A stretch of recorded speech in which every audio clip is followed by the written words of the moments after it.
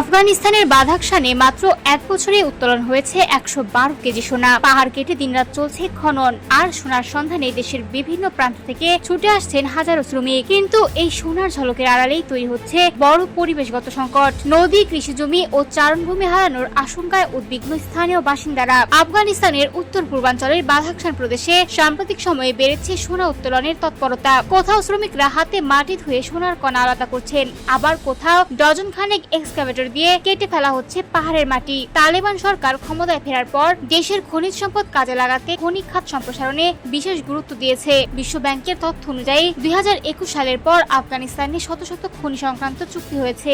একই সময়ে খাতটিতে বছরে গড়ে ২৫ থেকে ৩০% প্রবৃদ্ধি হয়েছে। বাদাখশানে এখন কয়েক হাজার মানুষ সরাসরি সোনা উত্তোলনের সঙ্গে যুক্ত।